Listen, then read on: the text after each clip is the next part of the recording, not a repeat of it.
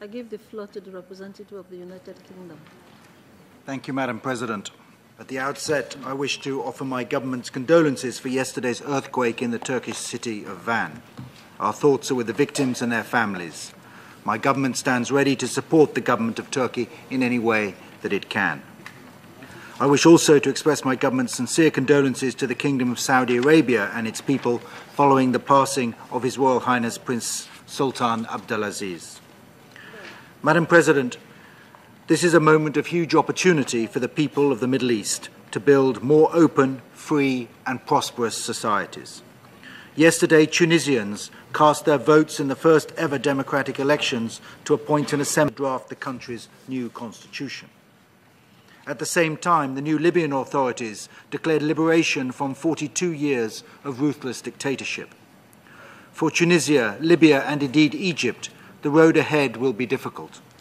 But the change underway in these countries, as well as more broadly in the region, has shown that demands for political and economic freedom will spread more widely and by themselves, not because Western nations advocate them, but because they are the natural aspirations of people everywhere.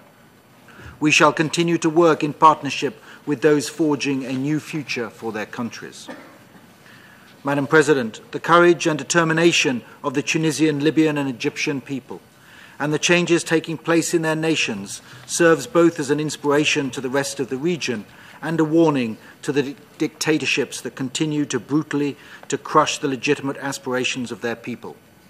The lesson of the last 9 months has been that regimes that use violence to repress their people instead of responding to their legitimate demands will not survive. We are therefore deeply disappointed that due to the use of the veto by 2 members, this Council was incapable earlier this month of appropriately censuring the Syrian regime, which continues to kill, brutalize and torture its people at the same rate that it's been doing for the past 7 months.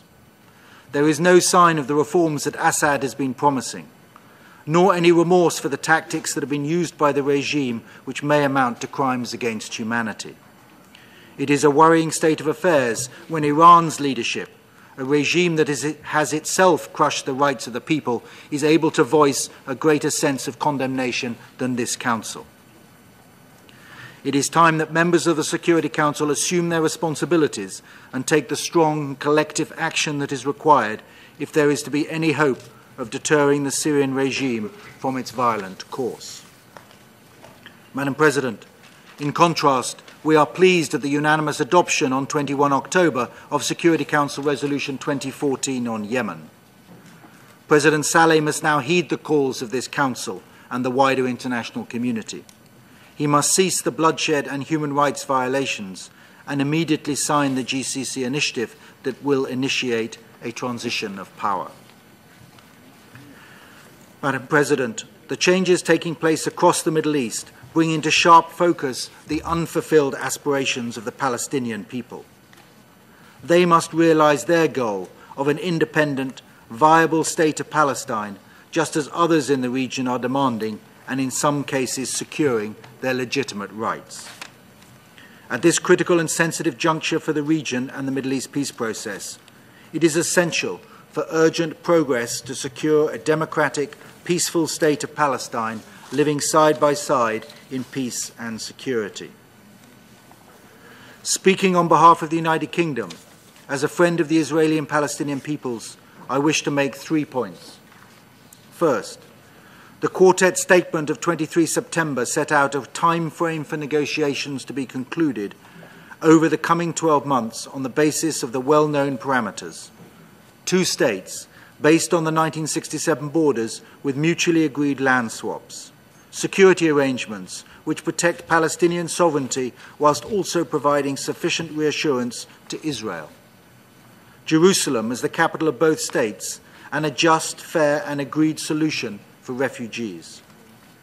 It is time now for both parties fully to commit to direct negotiations within this framework and to make the bold compromises required to realise the goal we all want to see. We fully support the efforts of the Quartet envoys to restart talks, including through the important meetings with the parties in Jerusalem on the 26th of October. Second, Settlement activity must stop. We condemn the recent Israeli decisions to expand construction in the settlements of Mordo Gilo and Givat Hamatos. If implemented, these constructions would further erode the viability of a future Palestinian state.